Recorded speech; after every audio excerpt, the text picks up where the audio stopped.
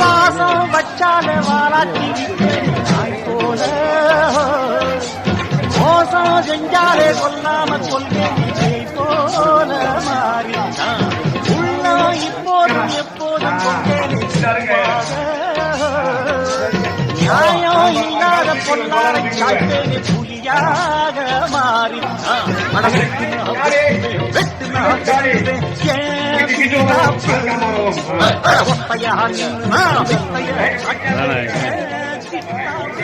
கையில தொட்டா ஊத்துறோமா, கையில தொட்டா அவுட்டு.